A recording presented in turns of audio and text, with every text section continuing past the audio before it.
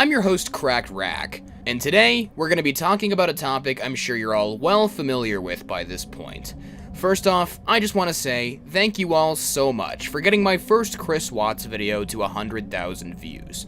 My videos have been getting a lot bigger lately, and I couldn't do what I do without you guys. So again, thank you so much and enjoy the video. One of the most puzzling parts of the whole Chris Watts case to me is the fact that Chris managed to snake away from getting the death penalty, even though he murdered his entire family, including his own unborn son that would have been named Nico Watts, in cold blood. The most puzzling aspect of this to me is the fact that there have been people who were way younger than Chris, who had way more life prospects, who did way less than him, who have been executed by the state somewhere in America. Now, I've done thousands of hours of research on the Chris Watts case over the last year, and I can almost guarantee the reason he didn't get the penalty is because of his infamy and celebrity status. I say celebrity with the hardest quotation marks of all time. Chris Watts has unfortunately become a massive celebrity since what he did came to light.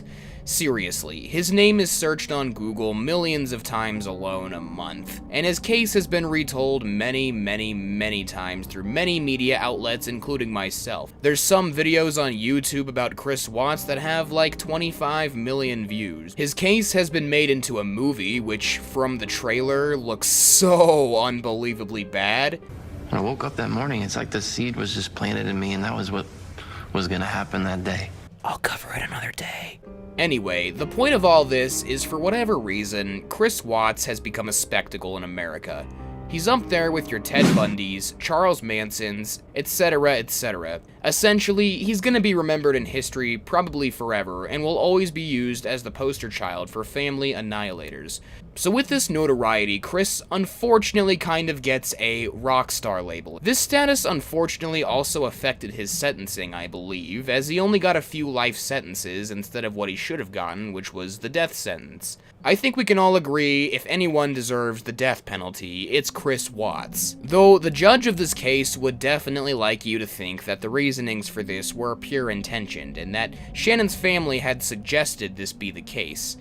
I'm under the belief that Chris is such a spectacle that his status definitely did affect his sentencing. I've already discussed in my last video the numerous amounts of horrific letters Chris gets from creepy, thirsty women in their 40s, who for whatever reason find Chris very attractive, to the point where they want to marry him. It's not shocking to me that his gross privilege of being seen as infamous has resulted in his life being spared so that he can continue being a spectacle. Also, I don't want to bring politics too deeply into this, but I think we can all agree that if Chris was African American with the way the current justice system works, he most certainly would have been put on death row. Overall, I hope it doesn't sound too speculative, but I am 100% under the belief that Chris's good looks, ethnicity, and rock star status affected the results of his court trial. Like I said, anyone else who did this that wasn't nearly as well known as Chris would have been on death row instantly. Even the psychiatrists where Chris is housed ask themselves what the point of keeping Chris alive is. It costs a ridiculous amount of taxpayer money to get Chris medication and keep him alive. Chris isn't happy with his life and has to be stabilized on hardcore psych meds, like I just said, which makes no sense because he has quite literally nothing to look forward to at all.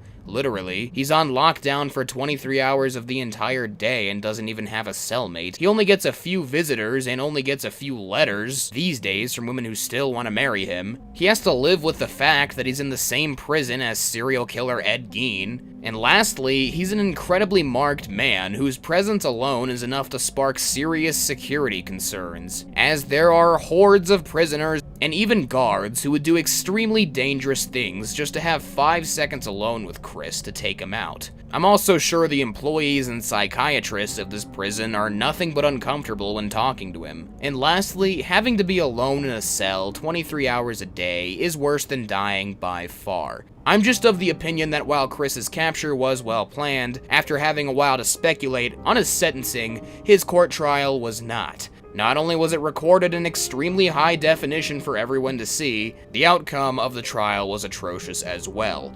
It really just seemed like a court case made for TV, which in hindsight is pretty messed up. The fetishization of his case over the last few years is something I hope to not see in future cases of people committing horrible atrocities. It's something you really only see in America. A lot of other countries, when they suffer atrocities, seemingly do their darnest to hide the suspect's face to avoid both his ego getting stroked and mass fetishization of their case, like you see with almost every single atrocity committer in America.